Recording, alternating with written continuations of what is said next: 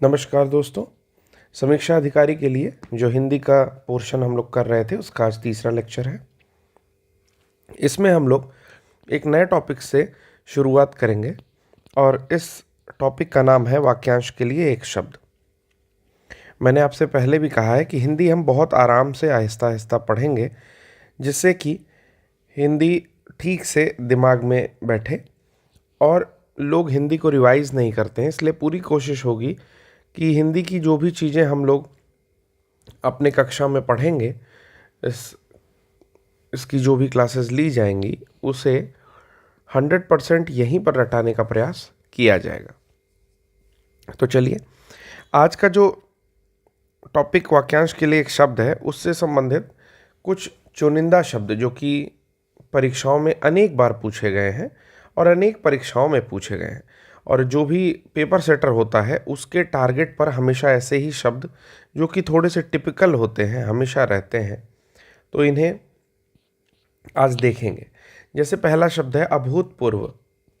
अभूतपूर्व, इसका मतलब होता है कि जो पहले कभी ना हुआ हो, जो पहले कभी ना हुआ हो। ठीक है, तो अभूतपूर्व शब्द को एक बार फिर से समझ लेते हैं। और मैं आपको पहले भी बताया हूँ कि ये कक्षाएं उन विद्यार्थियों के लिए हैं जिन्होंने हिंदी कम पढ़ी है, या फिर जो कि अंग्रेजी माध्यम के छात्र रहे हैं और हिंदी पर उतना ज़्यादा जोर कभी नहीं दिया। इसलिए एक एक चीज़ों को अच्छी तरह से हम लोग लेकर के चलेंगे। अगर आपको ये चीज़ें आती हैं तो आप 1.5x में इस वीडियो को लेकर के चल सकते हैं और केवल अच्छे शब्दों को, चुनिंदा शब्दों को ही अपनी कॉपी में नोट कर सकते हैं। परंतु ये जो भी लेक्चर है उसका मुख्य उद्देश्य ये है कि जो भी हमारे पिछड़े हुए छात्र हैं जिन्हें हिंदी की उतनी समझ नहीं है, उनके लिए हम इस लेक्चर सीरीज़ को बिल्कुल डीपली लेकर के चल रहे हैं। अभूतपूर्व का अर्थ होता है जो पहले कभी ना हुआ हो, जो पहले कभी ना हुआ हो। ठीक, अगला आता है अशोक। अशोक या अशोच्य, ठीक है। अशोक या अशोच्य मतलब होता है जो शोक करने योग्य ना हो, जो शोक करने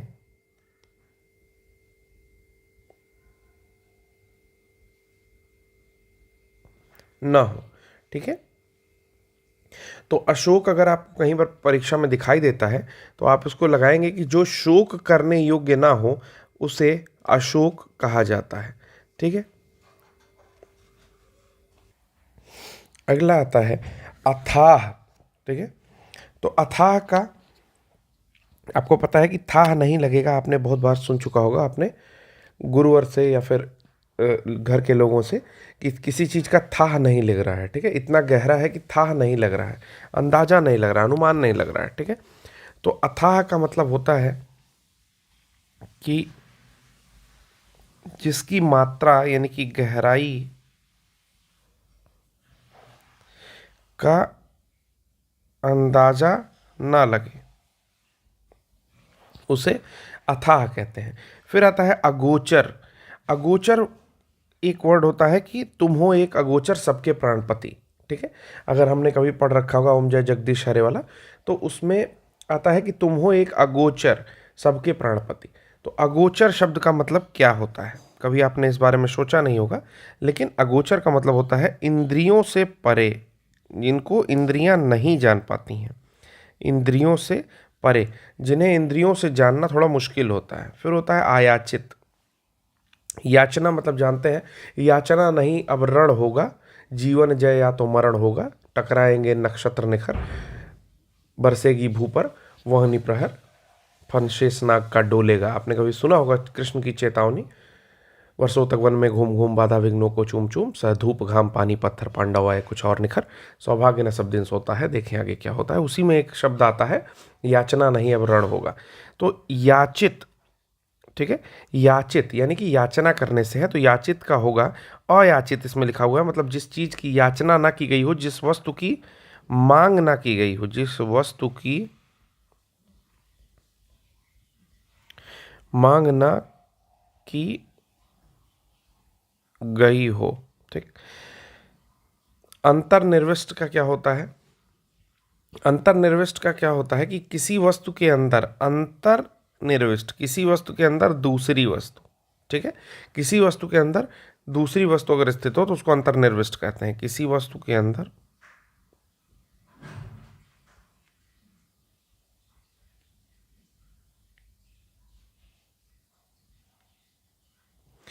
ठीक है दूसरी वस्तु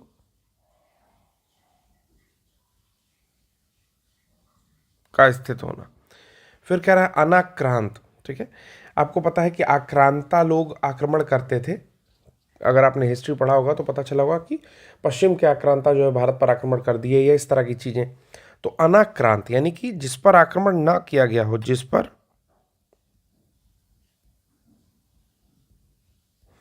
आक्रमण ना किया गया हो।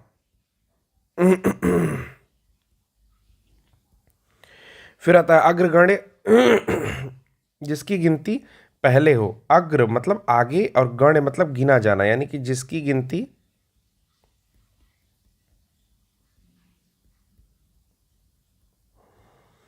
पहले हो। ओके। अगला प्रश्न आता है अवाच्य। अवाच्य मतलब जिसे पढ़ा ना जा सके। अब मैं कुछ शॉर्ट में लिखूंगा, आप उन चीजों को समझ लेंगे। जिन्हें पढ़ा ना जा सके उन्हें कहते हैं अवाच्य। अकिंचन, ठीक है। अकिंचन मतलब होता है जिसके पास कुछ ना हो, जिसके पास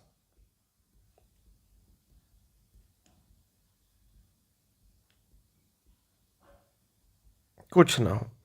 अपरिमेय मतलब जिसे परिमित ना किया जा सके, जिसे नापा ना जा सके, जिसे जिसे नापा या तौला, जो भी ऑप्शन में रहता है, तौला ना जा सके, वो कहलाएगा अपरिमेय। अशोच्य जो शोक करने योग्य ना हो, शोक योग्य ना हो। अहेतुक, अहेतुक मतलब होता है जिसके आने का कारण ना हो, जिसके आने का कारण ना हो। अन्य मनस्य, अन्य मनस्य मतलब होता है जिसका मन दूसरी ओर लगा हो, जिसका मन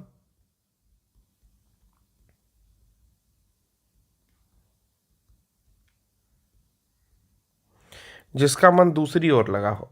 अवध्य जिसे मारना उचित ना हो, जिसे मारना उचित ना हो, अवध्य कहलाता है। ठीक। फिर है अंत्यज। ये मिट गया है मेरे हाथ से।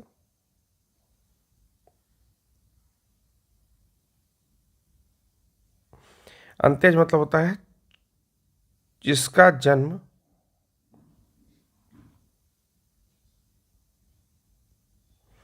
छोटी जात में हुआ है। जैसे अंबेडकर के बारे में अगर हम लोग लिखते हैं तो वहां पर लिखा जाता है कि अंत्यज कुल में जन्मे, यानी कि छोटी जाति में जन्म है। चलिए अगला आता है अद्य प्रसूत। आपको पता है कि आपका प्रसूति रोग विशेषज्ञ लोग होते हैं, ठीक है। तो अद्य प्रसूत यानी कि उसी से संबंधित है जो अद्य मतलब अभी अभी, अभी अभी उत्पन्न या पैदा हुआ हो। आज्ञ कुछ ना जानने वाला।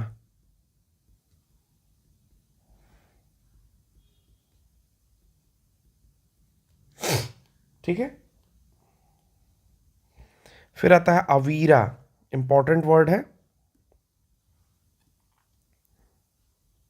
इंपॉर्टेंट वर्ड है अवीरा। अवीरा मतलब होता है जिस स्त्री के पुत्र व पति ना हो। इसको फिर से मैं लिख दे रहा हूं, इसमें कंफ्यूजन नहीं होना चाहिए आपको। जिस स्त्री के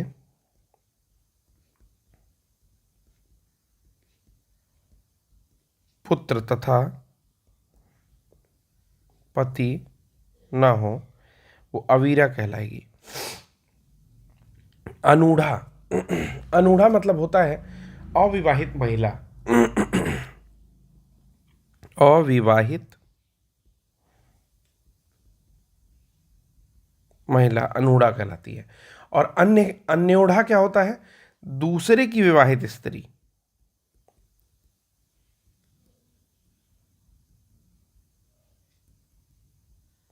दूसरे की विवाहित स्त्री अन्यूढ़ा कहलाती है। अनादृत, जिसका आदर ना किया गया हो, आदर ना किया गया हो, ठीक है। आदित्य का, पहाड़ के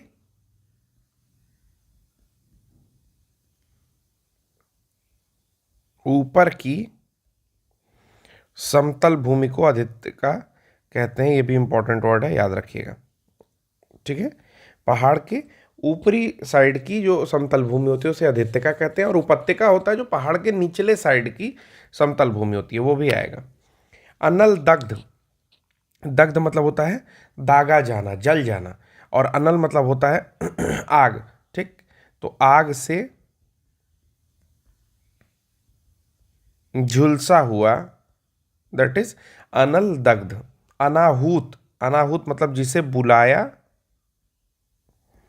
न गया हो, बुलाती है मगर जाने का नहीं, बुलाया ना गया हो, ठीक है। अनाहूत, जैसे कहते हैं ना आहूत करना पड़ेगा, आपको बुलाना पड़ेगा। और यहां पर है अनाहूत, जिसे बुलाया ना गया हो। अन्योन्य पाए मतलब बहुत सारे उपाय कर लिए लेकिन उपाय हो नहीं पाया। अन्योन्य पाए मतलब उपाय ना हो पाए, यानी कि उपाय कारगर ना हो पाए, उसे कहते हैं अन्योन्य उपाय। फिर होता है अप्रहत, ये बहुत अच्छा शब्द है, ठीक है। जिसे पहना ना गया हो, पहना ना गया हो, ठीक है।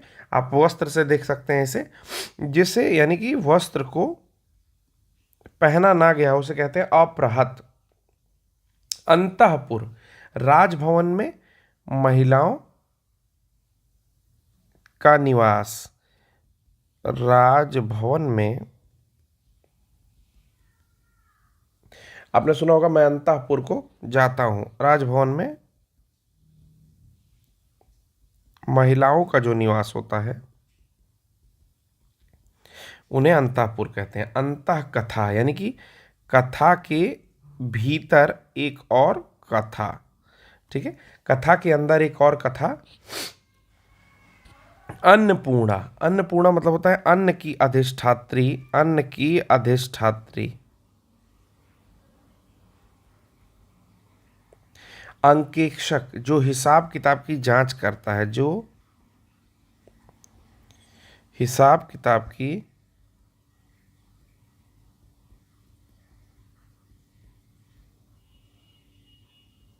करता है।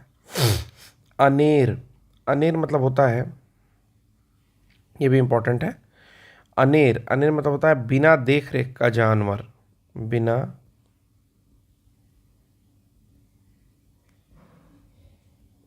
जानवर। अप्रगल्भ, जिसे बकवास करना ना आता हो, जिसे बकवास करना ना आता हो। अनावर्त, जो दोहराया ना गया हो।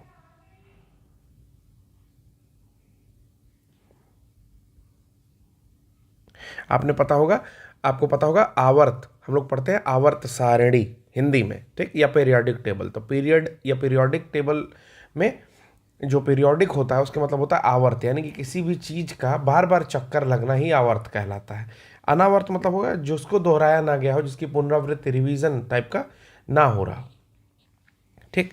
अध्यूढ़ा, ये अच्छा शब्द है, याद रखेंगे। अध्यूढ़ा मतलब होता है जिसका पति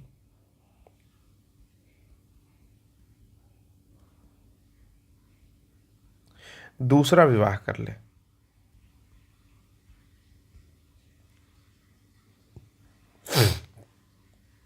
फिर आता है अनिकेतु या अनिकेत। अनिकेत मतलब होता है जिसका घर ना हो। अनिकेत मतलब होता है अनिकेत, अनिकेत मतलब, निकेत मतलब होता है घर, तो जिसका घर ना हो। और अनिकेतु मतलब होता है जिसका कोई निश्चित मत या सिद्धांत ना हो, जिसका कोई निश्चित मत या सिद्धांत ना हो। फिर अनिकेतु के बाद हम लोग पढ़ेंगे अगला शब्द जो हम लोग का है, एक सेकेंड, अगला शब्द है हम लोग का अध्येता। अध्येता मतलब होता है अध्ययन करने वाला, अध्ययन करने वाला या पढ़ने वाला, ठीक। अदभ्य, अदभ्य मतलब होता है जिसे दबाया ना जा सके। अदृष्ट पूर्व, जैसे अभूतपूर्व मतलब जो पहले ना हुआ, उसी तरह अदृष्ट पूर्व मतलब जिसे पहले पहले ना देखा गया हो। अनुश्रुति, अनुश्रुति मतलब होता है परंपरा से चली आ रही श्रुति, मतलब सुनी हुई बात जो परंपरा से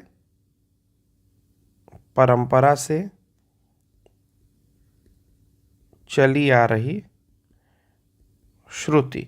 और अनुश्रुत मतलब होता है कभी ना सुना हुआ, कभी ना सुना हुआ, ठीक है। परंपरा से चली आ रही श्रुति अनुश्रुति, और कभी नहीं सुना हुआ है तो अनुश्रुत। अभ्यंतर, किसी वस्तु का भीतरी भाग, भीतरी भाग, ठीक है। किसी वस्तु का भीतरी भाग अभ्यंतर कहलाता है। मैं आधी चीजें लिख रहा हूं। अभीप्सा, वस्तु को प्राप्त करने की तीव्र इच्छा अभीप्सा कहलाती है। किसी वस्तु को प्राप्त करने की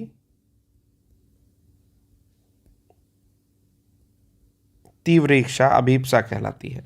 अशक्य, अशक्य मतलब होता है ना हो सकने वाला, ना हो सकने वाला, अशक्य। फिर आता है अंतेवासी, गुरु के समीप जो रहता है उसे अंतेवासी कहते हैं, गुरु के समीप रहने वाला। अनद्यंत, अनद्यंत मतलब जिसका आदि व अंत ना हो, जिसका आदि व अंत ना हो। आर्ष, मैंने बताया ऋषि से संबंधित है, तो ऋषि द्वारा कहा हुआ,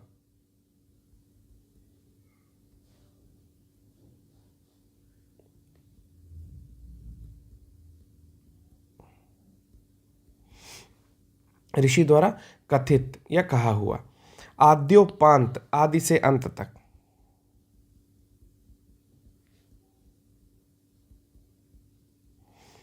आत्मोत्सर्ग, दूसरे के लिए स्वयं के सुख का त्याग करना आत्मोत्सर्ग होता है, ठीक है। दूसरे के लिए स्वयं के सुख का त्याग करना, स्वयं के सुख का त्याग दूसरे के लिए स्वयं के सुख का त्याग आत्मोत्सर्ग है। आत्मभिमत, जो स्वयं का मत मानने वाला हो, जो स्वयं का मत मानने वाला हो। आत्मभिमत यानी कि जो स्वयं का मत मानने वाला हो। आधिदैविक, प्रकृति अथवा देवों द्वारा जो दुख प्राप्त होता है उसे कहते हैं आधिदैविक। प्रकृति द्वारा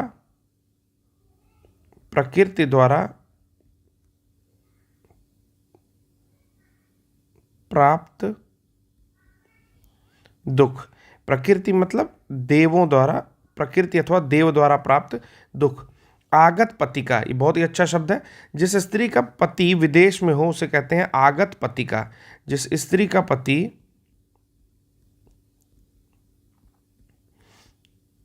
विदेश से लौटा हो उसे कहते हैं आगत पतिका। आगमिष्यत पतिका, आगमिष्यत पति मतलब होता है जिसका पति आने वाला हो विदेश से, जिसका पति विदेश से आने वाला हो। तो दोनों शब्द में एक बार डिफरेंस देख लीजिएगा। आगत पतिका है जिस स्त्री का पति विदेश से लौटा है, और आगमिष्यत पतिका होता है जिस स्त्री का पति विदेश से लौटने वाला है, ठीक है। फिर आता है आंत गर्व, जिसके अहंकार का नाश हो गया है। आंत गर्व मतलब अंत हो गया है जिसके गर्व का, ठीक है। फिर आता है इंद्रियाती, इंद्रियों से परे। इंद्रियाती मतलब इंद्रियों से परे यानी कि अगोचर। फिर आता है इत्यलम, इतना ही पर्याप्त है, इतना ही पर्याप्त है, इत्यलम बोला जाता है। ईप्सित, जिसकी इच्छा की गई हो, इच्छा की गई हो, उसे बोलते हैं ईप्सित। फिर आता है ईशान कोण, पूर्व तथा उत्तर के मध्य का कोण होता है ईशान कोण। उदयाचल, उदयाचल क्या होता है? सूर्य जिस पर्वत के पीछे से, जिस पर्वत के पीछे से क्या कहते हैं? उदयाचल मेरा दीप्तिभाल, ठीक है, उदयाचल मेरा दीप्तिभाल। जब वो आप कृष्ण की चेतावनी पढ़ेंगे तो उसमें भी ये शब्द आता है। भूमंडल वक्षस्थल विशाल, आप कभी उसको देखिएगा।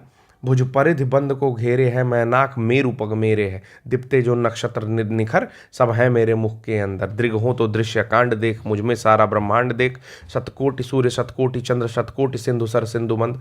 देख लीजिएगा उसको आप, इस बहुत बहुत बड़े अच्छे अच्छे शब्द हैं उसमें। एक बार कृष्ण की चेतावनी आप खुद पढ़ लीजिएगा, ठीक है। आप डालेंगे गूगल पर कृष्ण की चेतावनी, आपको मिल जाएगा। तो उदयाचल मतलब होता है सूर्य जिस पर्वत के पीछे से निकलता है, सूर्य जिस पर्वत के पीछे से निकलता है। फिर आता है उदीशा, निरंतर ऊंचा उठने की इच्छा, निरंतर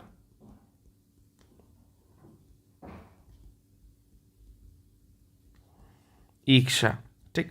ऊरग मतलब होता है जो पेट के बल चले, जो पेट के बल चले, जैसे सांप, छिपकली, रेप्टाइल्स, ठीक है।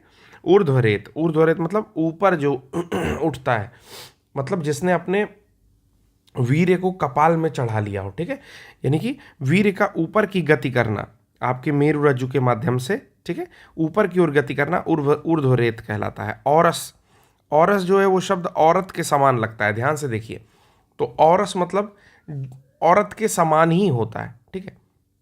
इसका मतलब होता है अपनी विवाहिता पत्नी से उत्पन्न पुत्र, अपनी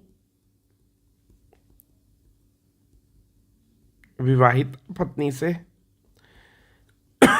सॉरी उत्पन्न पुत्र, ठीक है। कातर, कातर मतलब भूख प्यास से घबराया हुआ, भूख प्यास से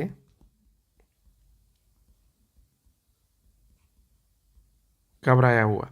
कर्णपाली, कान के नीचे लटका हुआ जो कोमल सा भाग होता है, ये वाला, इसे बोलते हैं कर्णपाली, ठीक है ना। मान लीजिए किसी का कान है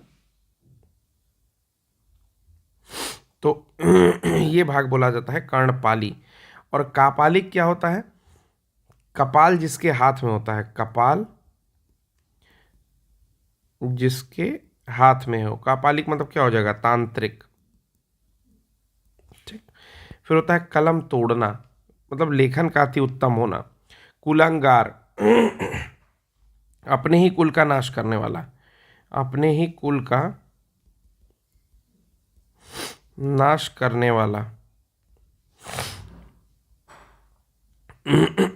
फिर आता है कोकनद, कोकनद is a very important word. कोकनद याद रखेंगे, लाल कमल को कोकनद कहते हैं, लाल कमल को कोकनद कहते हैं। कादबुग्रीवा, कादबुग्रीवा मतलब शंख जैसी ग्रीवा, कैसी ग्रीवा? शंख जैसी गर्दन। कपोल कल्पित, कपोल कल्पित मतलब मनढंगा, अपने मन से बनाया हुआ है कोई चीज, मनगढ़ंत बात है। कुंज, कुंज मतलब बेलों से घिरा स्थान, बेलों से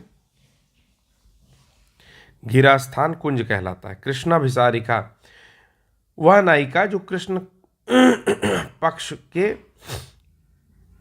में प्रेमी से मिले। कृष्णाभिसारिका मतलब होता है वह नायिका जो कृष्ण पक्ष में प्रेमी से मिले। जो अगला हम लोग पढ़ रहे हैं उसका नाम है खग्रास। खग्रास मतलब होता है ऐसा ग्रहण जिसमें चंद्र सूर्य सब पूरे ढक जाए। खग्रास मतलब होता है जिसमें चंद्र सूर्य ढक जाए, ठीक है ना, ऐसा ग्रहण। फिर होता है गपोड़िया, गपोड़िया, गपोड़िया मतलब होता है जो मजाक करता हो, जो भौकाल मारता हो, बहुत हाँकता हो, ठीक। गतानुगतिक मतलब लकीर का फकीर, लकीर का फकीर गतानुगतिक होता है। फिर आता है गोतीत, अच्छा शब्द है। इंद्रियों के ज्ञान से परे, इंद्रियों के ज्ञान से परे गोतीत कहलाता है। घुन्ना एक शब्द है, घुन्ना। घुन्ना मतलब होता है अपने मन में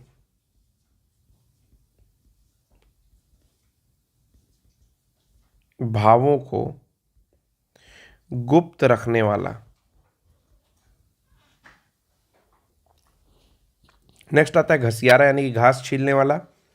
फिर आता है चक्षुष्य। चक्षुष्य मतलब होता है आंखों को भाने वाला। चक्षुष्य मतलब होता है आंखों को भाने वाला। फिर आता है चक्षुष।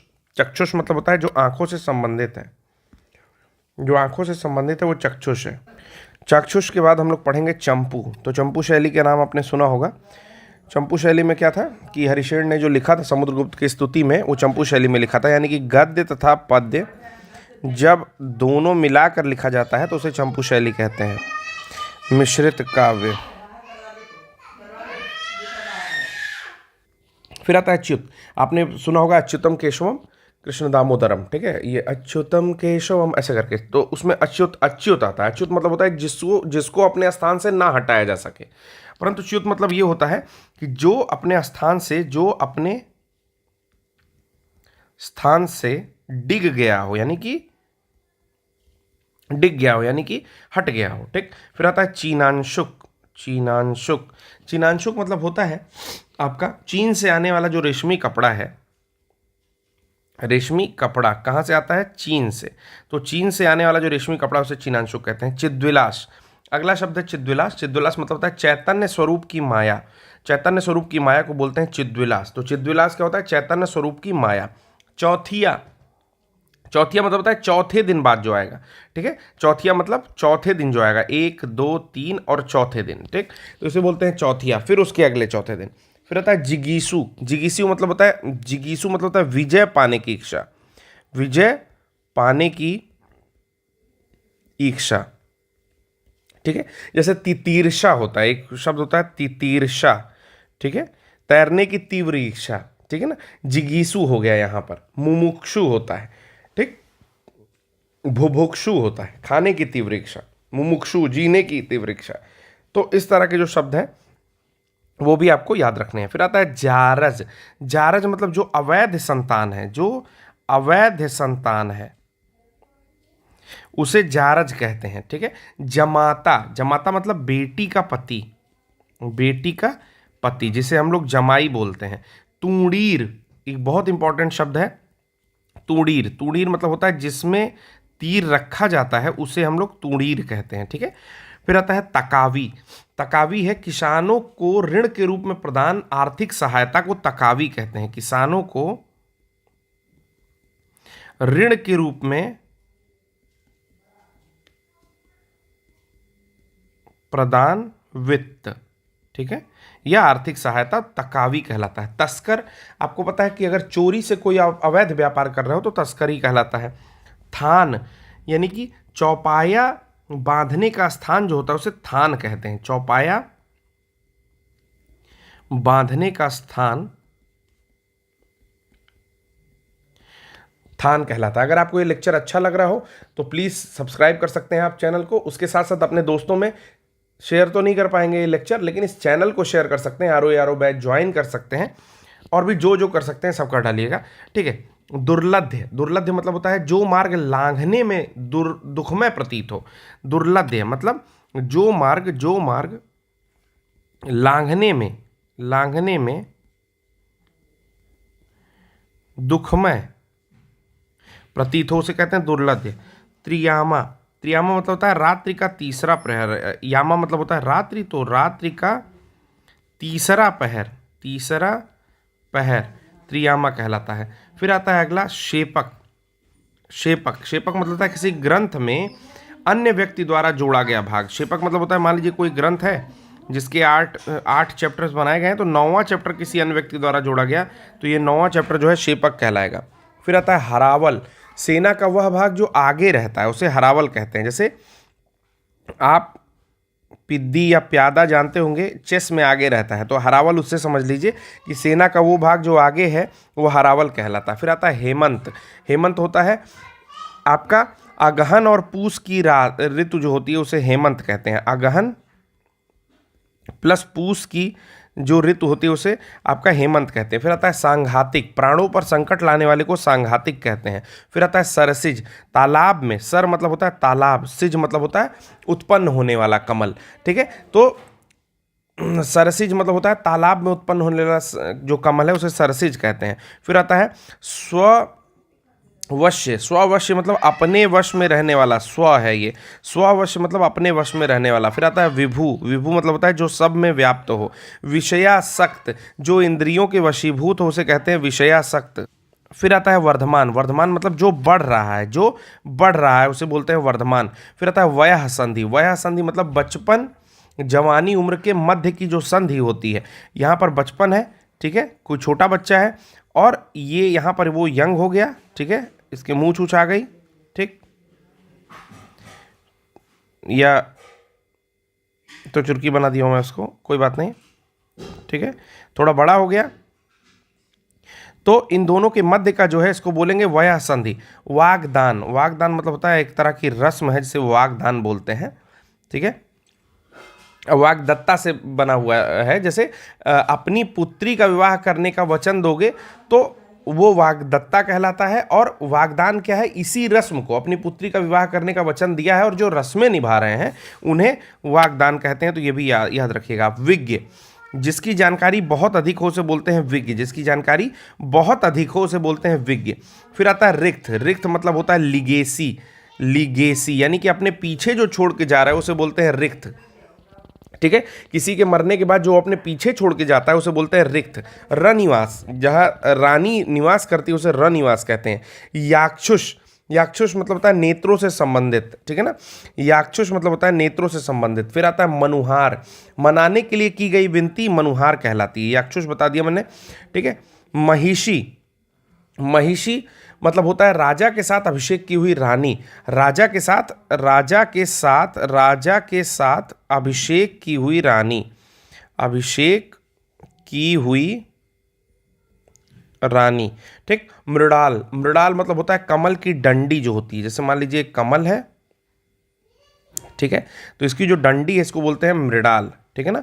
कमल की डंडी या कमल नाल को बोलते हैं मृडाल। महावट क्या होता है, जो जाड़े की वर्षा होती है, जो विंटर टाइम में जाड़े की वर्षा है, ठीक है, जिसमें आम पकते हैं साउथ इंडिया में, उसे महावट कहते हैं, ठीक है। मुकुल। मुकुल होता है ऐसा पुष्प जो पूर्ण रूप से विकसित नहीं हुआ हो उसे मुकुल कहते हैं, यानी कि कली एक तरह से समझिए, ठीक है ना।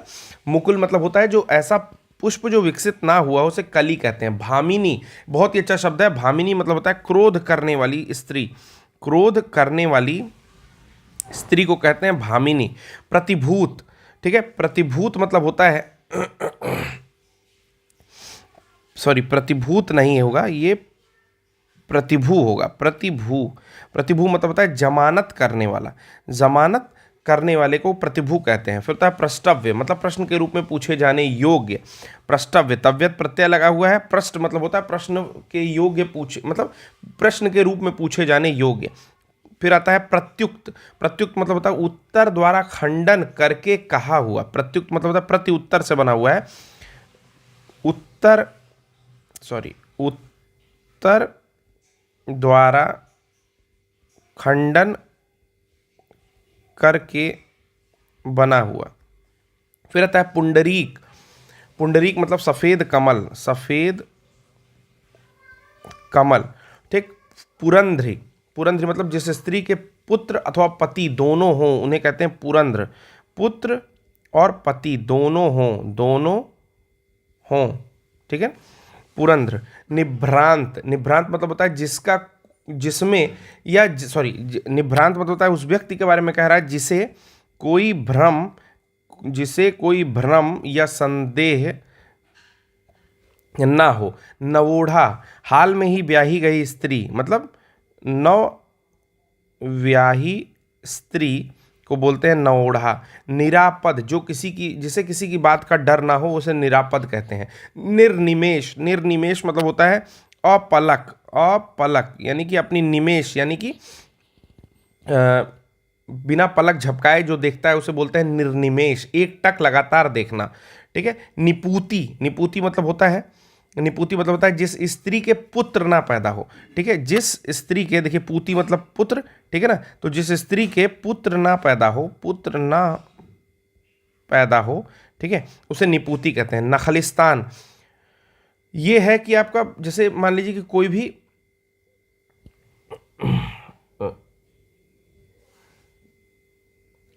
ऐसा क्षेत्र है जहां पर बालू अधिक है। ठीक है।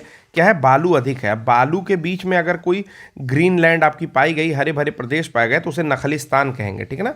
ये बालू है और यहाँ पर हरा क्षेत्र पाया जाएगा तो उसे नखलिस्तान कहेंगे।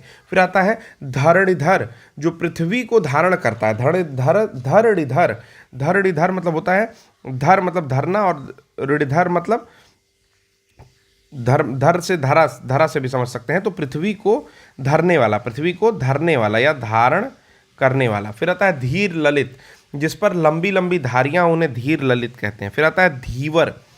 धीवर क्या होता है? धीवर एक ऐसी प्रजाति है, ठीक है, जो मछलियां पकड़ने का काम करते हैं। ऐसी ऐसी एक जाति है जो मछलियां पकड़ने का काम करते हैं, धीवर कहलाते हैं। धीरोद्धत, सेल्फ प्रेज करने वाला, असहिष्णु उग्र स्वभाव का नायक, धीरोद्धत कहलाते हैं, धीरोद्धत। फिर आता है द्विवर, जिस वर की शादी दूसरी बार हो रही हो, ठीक है, उसे कहते हैं द्विवर।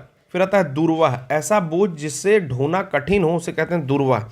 दुरभिसंधि, दुरभिसंधि मतलब कि मतलब तोड़ दीजिए, तो दुर मतलब होता है बुरा और संधि मतलब होता है संधि करना, यानी कि जैसे उद्देश्य, जिस संधि का उद्देश्य जो है वो मतलब कुमंत्रणा से हुआ हो, यानी कि कुछ दुष्ट उद्देश्य रखे हैं, कुछ बुरा उद्देश्य रखे हैं और फिर आपके साथ संधि कर रहे हैं, उन्हें दुरभिसंधि कहेंगे। फिर आता है प्राणद, क्या आता है वर्ड? प्राण देने वाला, प्राणद कहलाता है। फिर आता है एक शब्द है तका, ये हमने पढ़ लिया है, यानी कि सरकार द्वारा किसानों को ऐसा ऋण देना, ठीक है, जिसमें जैसे मान लीजिए कि वो बीज खरीद रहे हैं, बैल खरीद रहे हैं, इत्यादि संकट से निपटने के लिए अगर सरकार की ओर से कोई ऋण दिया जाता है, कोई आर्थिक सहायता दी जाती है, तो तकावी कहलाता है। तूणीर भी हमने पढ़ लिया है, तो इसका मैंने फोटो बना के आपको बताया था। देखिए अगर आप ऊपर देखेंगे तो मैं आपको ये बताया हूँ तूणीर का मतलब कि बाण रखने वाले को क्या कहते हैं? तूणीर कहते हैं। तो ये भी पढ़ लिया है। प्रत्युत्पन्नमति मतलब होता है प्रॉम्प्ट, प्रॉम्प्ट, प्रॉम्प्ट मतलब अभी आपने सुना नहीं कि उत्तर दे दिया, तो प्रत्युत्पन्नमति मतलब होता है तुरंत बोल दे। अनिर्वचनीय, जिन्हें वचनों से डिफाइन ना किया जा सके।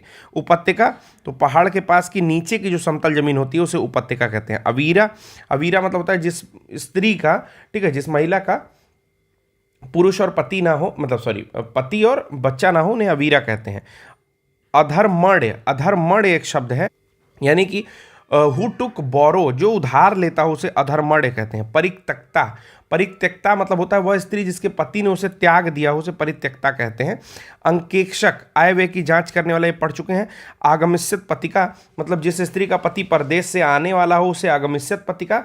और एक शब्द मैंने और बताया था इसी टाइप का, वो आप कमेंट बॉक्स में बताएंगे। वाग्दाता मतलब जिस स्त्री के विवाह का उसके पिता ने जो है वादा किया उसे वाग्दाता कहते हैं। ठीक है। और जो इस तरह का प्रोसेस है, यानी कि जो इसमें काम होता है, यानी कि जो रूल रेगुलेशन है उसे वाग्दान कहते हैं। ठीक है। फिर आता है निशीथ। निशीथ का वैसे तो अर्थ देखेंगे तो आप होता है रात, निशीथ का एक्चुअल अर्थ जो होता है रात। ठीक। तो मध्य रात्रि के समय को हम लोग निशीथ कहते हैं। फिर आता है कानीन, ऐसा पुत्र जो कन्या को पैदा हुआ हो। ठीक है। यानी कि कर्ण, यानी कि बिना ब्याही कन्या को जो पुत्र पैदा होता है उसे कानीन कहते हैं। बिन ब्याही कन्या का पुत्र आप कर्ण से समझ सकते हैं, कानीन को कर्ण से समझ सकते हैं। ठीक है। असूर्य पश्या, जिस स्त्री ने सूर्य कभी ना देखा हो, या रनिवास में जो कड़े पहरे में या पर्दे में रहने वाली स्त्री है जिसने सूर्य तक नहीं देखा है उसे असूर्य पश्या कहते हैं। अन्य महत्वपूर्ण शब्दों को अगर हम देखें, ये तो थे कुछ ऐसे शब्द जो मैं आपको बता दिए। जैसे चषक एक शब्द होता है, चषक। चषक मतलब होता है, चषक होता है आपका ये जो प्याला होता है, ठीक, जिसमें हम लोग मदिरा पीते थे। ठीक है, सॉरी हम लोग का मतलब कि पहले के लोग जो मदिरा पीते थे उसे चषक कहते हैं। ठीक है। तो ये आपका एक शब्द हो गया। नेक्स्ट हम लोग कुछ अन्य शब्द पढ़ेंगे, इसके अलावा मैं आपको पीडीएफ दे दूंगा। तो अन्य शब्दों में पहला है आपका अकृष्ण पच्च्या। अकृष्ण पच्च्या मतलब होता है बिना हल जोते अगर कोई फसल उगाई जाती है, ठीक है, तो अकृष्ण पच्च्या कहलाता है। ठीक है, अगला है अथऊ। अथऊ क्या होता है? तो ये भी बहुत ही अच्छा शब्द है, इसे नोट कर लीजिएगा आप लोग। अथऊ जितने लोग भी ये क्लास देख रहे हैं कमेंट करते रहिएगा। और अथऊ होता है जैनों का, जो जैन धर्म होता है उनका सूर्यास्त से पहले जो भोजन होता है उसे अथऊ कहा जाता है। क्या कहा जाता है? सूर्यास्त से पहले भोजन जो होता है उसे अथऊ कहा जाता है। जैनों का सूर्यास्त से पहले का भोजन अथऊ कहा जाता है। फिर आता है अथमना। अथमना मतलब होता है पश्चिम दिशा जहां सूर्य अस्त होता है उसे अथमना कहते हैं। अधर्मण्य हम लोग पढ़ ही चुके हैं, मतलब जिसने किसी से ऋण लिया वो अधर्मण्य कहलाता है। अध्यर्थ, ये बहुत ही अच्छा शब्द है। अध्यर्थ, अध्यर्थ मतलब होता है वह वस्तु जिस पर अधिकार जताया जाए, अध्यर्थ कहलाता है। अनधर्य, अनधर्य सेम इसी टाइप का है, जिसकी कीमत कम हो, जिसकी कीमत कम हो, ठीक है ना। अपस्तुति, अपस्तुति मतलब होता है ऐसी प्रशंसा जिससे निंदा का भाव निकले, अपस्तुति कहलाता है। अभिप्रेत, अभिप्रेत मतलब ये वह बात या भाव जिसे प्रकट करने की इच्छा हो, अभिप्रेत कहलाता है। असूया, किसी के गुण को भी अवगुण समझना, किसी के गुण को अवगुण समझना असूया कहलाता है। अजात श्मश्र, अजात श्मश्र बहुत ही इंपॉर्टेंट शब्द है, इसे भी आप लोग नोट कर लीजिएगा अपनी कॉपी में, ठीक है। ये सारे शब्द आपको इतनी आसानी से मिलेंगे नहीं, बहुत ही खोज करके अनेक किताबों से मैं जो है इस तरह के अलग अलग शब्द लेकर के आया हूं। तो अगला शब्द जो हमने पढ़ा है उसका नाम है अजात श्मश्र। अजात श्मश्र मतलब होता है जिसकी दाढ़ी मूछ ना निकली हो, ठीक है। अजात श्मश्र मतलब होता है जिसकी दाढ़ी मूछ ना निकली हो, ठीक है। अणुवीक्षण, ये सब कुछ पीडीएफ में मैं दे दूंगा, जितनी चीजें यहां पर लिख के नहीं लाया हूं ये सब कुछ पीडीएफ में आपको मिल जाएगा, अभी आप बस पढ़ लीजिए बिना चिंता के, ठीक है।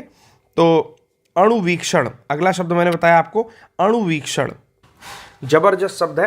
अणुवीक्षण का मतलब होता है माइक्रोस्कोप। माइक्रोस्कोप छोटी चीजों को बड़ा दिखाने वाला, दैट इज माइक्रोस्कोप को बोलते हैं अणुवीक्षण।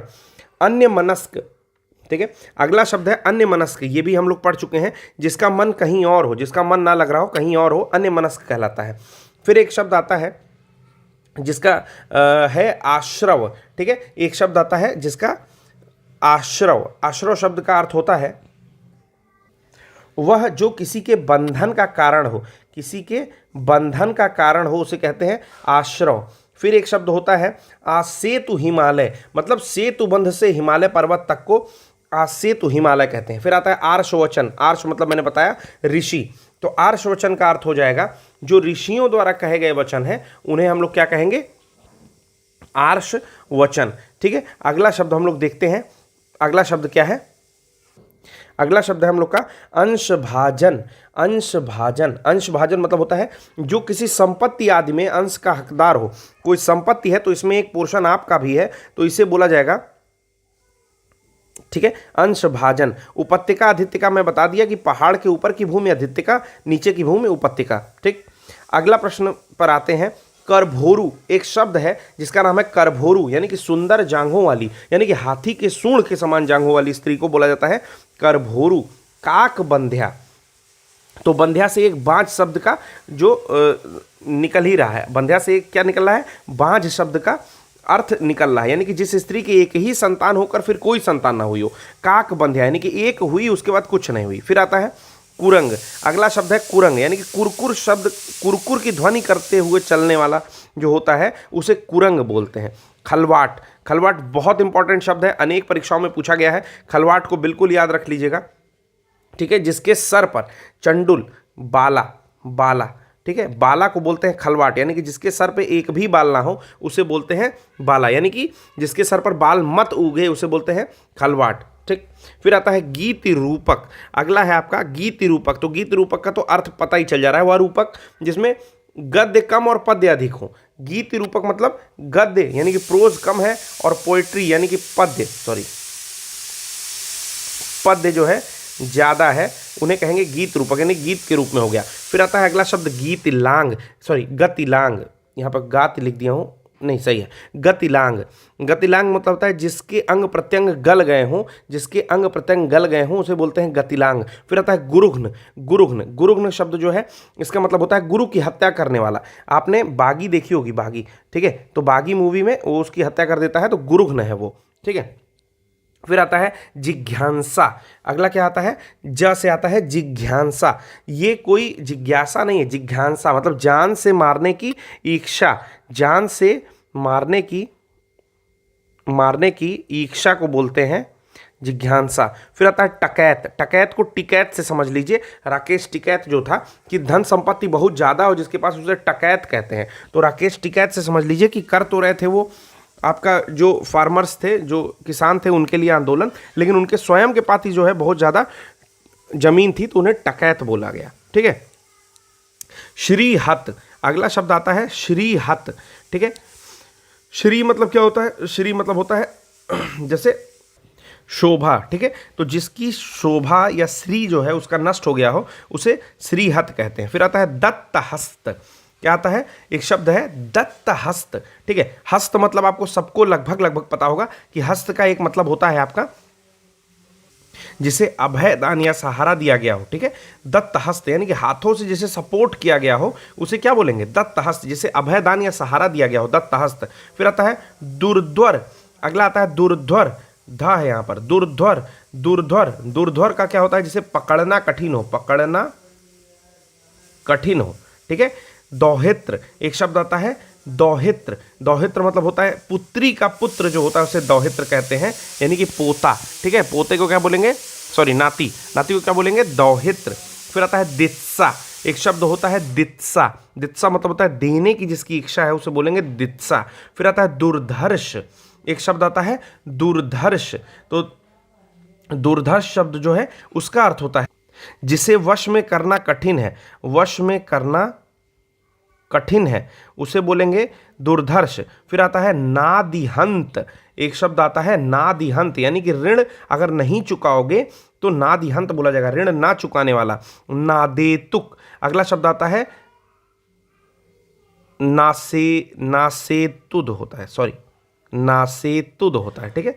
नासेतुद मतलब जिसके शरीर पर आघात ना हो उसे नासेतुद कहते हैं। निरीस, ठीक है। निरीस मतलब होता है जो बड़ों का आदर करना ना जानता हो, दैट इज कॉल्ड, बड़ों का सम्मान नहीं कर पाएगा, ठीक है, उसे बोलेंगे निरीस। निर्मत्सर। निर्मत्सर क्या होता है, जिसके मन में मत्सर या ईर्ष्या ना हो, जिसके मन में ईर्ष्या ना हो उसे कहते हैं निर्मत्सर। थोड़े शब्द और बचे हुए हैं, इसे भी हम लोग पढ़ लेते हैं। नाति दीर्घ। मैं जान रहा हूं कि क्लास थोड़ी बड़ी हो रही है, 2 बार जरूर देखिएगा। नाति दीर्घ एक बार में समझ में नहीं आएगा, ठीक है। नाति दीर्घ, ठीक है। अगला शब्द था हम लोग का, तो नाति दीर्घ का अर्थ होता है, नाति मतलब नहीं हो रहा है और दीर्घ मतलब बड़ा, तो जो बड़ा नहीं हो रहा है, ठीक है, या जो बड़ा नहीं है, जो बहुत बड़ा नहीं है। फिर आता है पाप निमज्जित, ठीक है। अगला शब्द हम लोग क्या देख रहे हैं, पाप निमज्जित, यानी कि पापों में डूबा हुआ, पापों में डूबा हुआ, पाप में डूबा हुआ, निमज्ज है। प्रतोद। प्रतोद मतलब होता है कोई किसी काम करने के लिए उत्तेजित या विवश करना, किसी को कोई काम करने के लिए उत्तेजित या विवश करना क्या कहलाता है, प्रतोद कहलाता है, ठीक है। तो याद रखेंगे प्रतोद। फिर आता है प्रमीति। प्रमीति होता है मनुष्य की साधारण मृत्यु जो होती है उसे प्रमीति कहते हैं। फिर आता है परश्री कातर। क्या आता है, परश्री कातर, जो दूसरों का श्री सौभाग्य देखकर दुखी हो। ऐसे आपके आसपास में बहुत सारे लोग होंगे, जब आपका एग्जाम निकल जाएगा आरओ का तो बहुत दुखी हो जाएंगे, तो परश्री कातर ऐसे लोगों को कहते हैं। पार्वती, तो पार्वती आपको पता ही है, जो पर्वत पर या पर्वत की पुत्री है, पर्वत पर रहने वाली, ठीक है, पर्वत की पुत्री, तो उसे कहते हैं पार्वती। पटरानी। पटरानी मतलब होता है जो राजा के साथ बैठे पट पर, ठीक है, राजा के साथ जो गद्दी पर आरूढ़ होती है उसे बोलते हैं पटरानी, ठीक है। तो ये भी याद रखिएगा। अगला हम लोग देखते हैं, अगला शब्द है हम लोग का बीत काम। बीत काम मतलब होता है जिसकी कामना बीत गई है। फिर आता है रेचक। एक शब्द है रेचक। तो रेचक का क्या अर्थ होता है, रेचक मतलब होता है खाली करने वाला, खाली करने वाले को बोलते हैं रेचक। फिर आता है लोलक्षिका। एक शब्द आता है लोलक्षिका, यानी कि चंचल नेत्रों वाली स्त्री जो होती है उसे लोलक्षिका कहते हैं। फिर आता है वागारू। वागारू मतलब आशा देकर कोई निराश करे, वादा खिलाफी करे, तोड़ दे, ठीक, तो उसे बोलते हैं वागारू। फिर आता है वितंडा, यानी कि वर्थ की विवाद, कोई वर्थ का विवाद हो रहा है उसे बोलते हैं वितंडा। फिर आता है वितथ। वितथ मतलब जिसमें कोई तथ्य ना हो, तथ्य ना हो उन्हें बोलेंगे वितथ। फिर आता है वृथा। वृथा मतलब होता है जिससे कोई मतलब ना निकले, उसे बोलते हैं वृथा। विवक्षा, एक शब्द आता है विवक्षा, यानी कि बोलने अथवा कहने की इच्छा। फिर आता है विचार गम्य। विचार गम्य, तो विचार गम्य जो शब्द है, विचार गम्य, तो विचार गम्य जो शब्द है उसका अर्थ होता है जो विषय विचार में आ सकता है उसे बोलते हैं विचार गम्य। फिर आता है व्यापृत, जो शास्त्र जानता है, ठीक है, जो किसी कार्य में लीन, उसे बोलते हैं व्यापृत। फिर होता है हस्तलाघव, ठीक है, हस्तलाघव मतलब होता है हाथों की सफाई। इसके अलावा जो जो भी शब्द बने हैं, जैसे जो पसीने से जन्मता है उसे बोलते हैं स्वेदज। स्वेद मतलब होता है पसीना, जब मतलब होता है जन्मने वाला। सुग्रीव, जिसकी गर्दन जो होती है बहुत खूबसूरत है, ठीक है ना, ठीक है, तो उसे बोलेंगे सुग्रीव। क्षुधातुर, भूख से आतुर, ठीक है। त्रिवेदी, तीन वेदों को जानने वाला, जो जानने योग्य है, ज्ञातव्य, जो स्वयं से उत्पन्न हुआ है, स्वयं भू, ठीक है, जैसे स्त्री का भाग्य अच्छा हो, सुभागा, ठीक है। इस तरह के कुछ शब्द हैं जो, और आपको मैं दे दूंगा, खुद से आप लोग पढ़ लीजिएगा, ठीक है। जो मांस खाता है सामिश, सामिश, सामिश, ठीक है ना, जो मांस खाता है सामिश। तो इस तरह की कुछ चीज़ें हैं जो आपको दे दूंगा। आशा करता हूं कि 50 मिनट के लेक्चर में मैंने आपके 200 शब्द तो एटलीस्ट कवर कराए हैं, और जो कि महत्वपूर्ण है। मैंने छोटे शब्दों को छोड़ दिया है, केवल इंपॉर्टेंट वर्ड्स को बताने का प्रयास किया है। अगर आपको लेक्चर अच्छा लगता है तो आप इसे लाइक करिए, अपने दोस्तों से आर के बैच ज्वाइन करने के लिए आप कह सकते हैं। इसी के साथ धन्यवाद।